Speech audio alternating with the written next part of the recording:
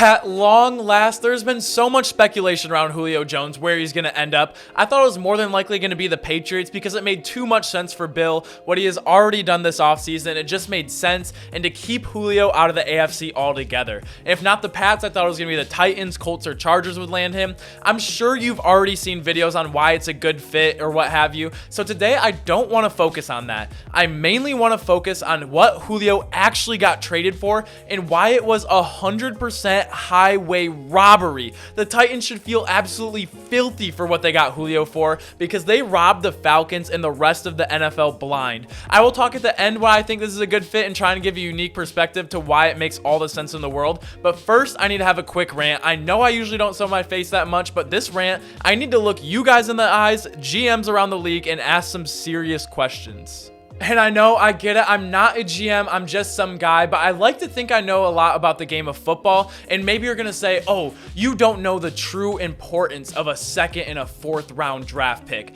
But I do think I know the importance of Julio fucking Jones, and if he's out there, you need to go get him. He is the best when healthy, which he is healthy a lot. I still don't get this narrative, but never mind.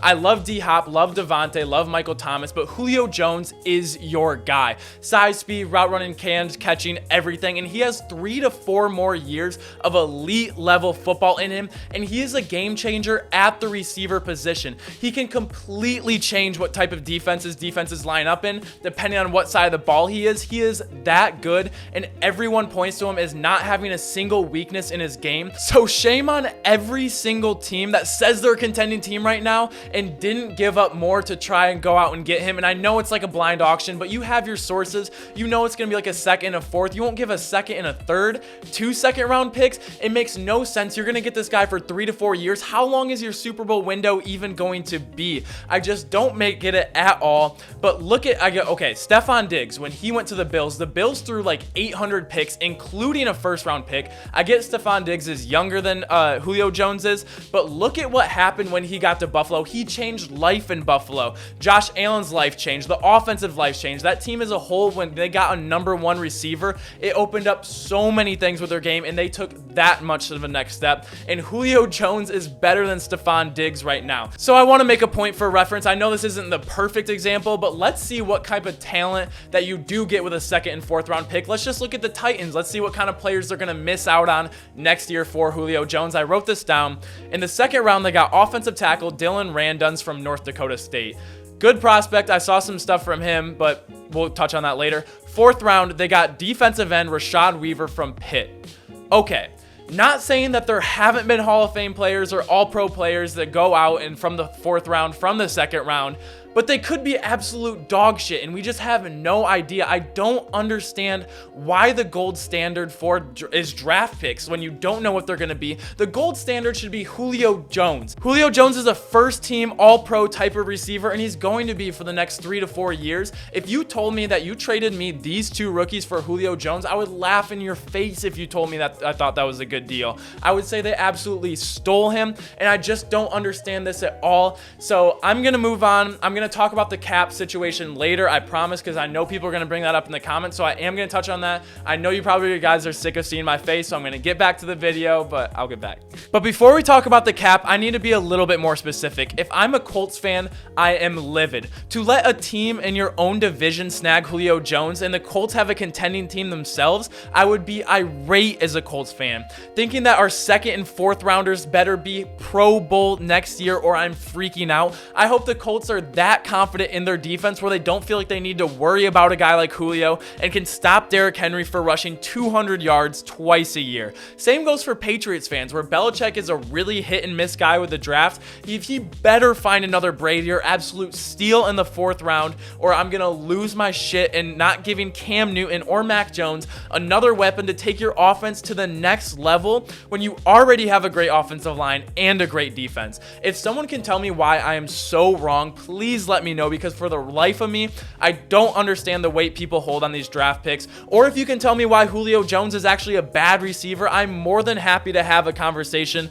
with anyone in the comments. So now let's look at what this looked like for the Titans, and then we'll wrap up with the salary cap concerns. We're going to look at some plays, and as I was watching film, I was watching with a new lens that Julio is on this team. How does it change the Titans offense? But more importantly, how did it change the Steelers defense? The first play we have a 2nd and 8, an obvious passing situation. The Titans are now down by 20 at this point, but nonetheless, the Steelers decide to put 8 in the box, go 1 high safety, and play a soft man coverage. This is the respect Derrick Henry demands from defenses, because if you don't have the numbers in the box as defense, Derrick Henry will punish you for 5 to 8 yards of carry for 4 straight quarters until you make the switch. But with our new lens, running soft man coverage against Julio Jones is punishable by death, and teams without a top 3 corner in the league will have to bracket or have safety help over the top while covering him. Either way, there's going to be an advantage, and it will make defenses choose what to do. And since the Titans are so good at running the ball and elite off play action, above all else, linebackers are going to have a nightmare trying to defend the Titans. And also on this play, AJ Brown scores a touchdown on a slant. That's not super important, but just a reminder that they do have a Pro Bowl receiver as a number 2 guy who can play inside and out. The next play is another example of the same situation. 2nd and long, 8 in the box, straight man coverage, punishable by death when Julio Jones is on the field. The last play, I'm actually going to play this clip for you guys so you can see it develop. This is the same situation as the previous 2. Still up by 10 points. The Steelers linebackers, look how much they respect King Henry. 8 in the box. This is about the easiest pitch and catch of all time. I feel like the Titans get these kind of plays super consistently. To get these plays because Henry punishes when defense plays 7 in the box when Titans go 12 personnel. But now the Titans' 2 receivers in 12 sets are AJ Brown and Julio Jones. This is what I'm sure you've seen a lot of people talking about. I just want to show some specific situations on exactly when the Titans are going to be so dangerous. The last thing I want to talk about is the cap situation. I'm sure some of you will bring up. It is insane to think that any other team would be scared of Julio's contract. He is on a big contract, but it isn't otherworldly compared to other receivers. And Julio wanted to leave Atlanta not because of money, but because he wanted to win. And with the NFL just signing a $110 billion TV deal, the cap is going to skyrocket next year.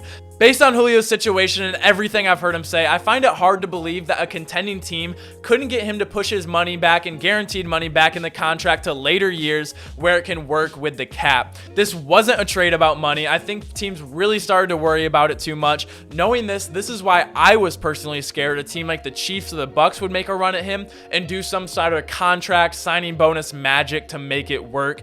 Fortunately for us, that didn't happen. We just have another contender in the mix, and the Titans definitely took a huge step forward. I really do apologize for the long rant. That is not like me. I cannot wrap my head around this situation. I didn't want to go from the angle too much of why this makes so much sense for the Titans, because it absolutely does. I just don't understand the trade itself. I mean, we see people, didn't Mohamed Sanu go for a 2nd round in New England? Like, I don't understand the value that people aren't putting on Julio Jones. And if they're scared of the contract, I hope I cleared up some of the concerns why I had that. I think the cap's going to explode. I think Julio's contract isn't going to be all that impressive. I don't even think he's going to be top 5 money in just the next couple of years, because people are going to be getting massive deals. Shouldn't be worried about that. Shame on every single team that says they're contending and didn't go out and make a big bid on him, because he is a guy that will change your team. We saw it with Stephon Diggs, and maybe Stephon Diggs is on the Bills for the next 10 years. Maybe they just get him for the next 3. If not, it's going to be worth it to them, and it should be worth to every single team that went out and got Julio Jones. But let me know what you guys think. Make sure to like the video if you like videos like these. Make sure to comment down below if you think I am fucking stupid, or if you agree with me 100% and you can't believe why no other teams didn't go after this either. Make sure to subscribe if you enjoy daily sports content. I appreciate you guys so much. You guys have been killing it recently. Have a ton of fun making I have a ton of fun making these videos for you guys. I hope you guys enjoy them. Let me know that in the comments, and I will see you all tomorrow. Peace.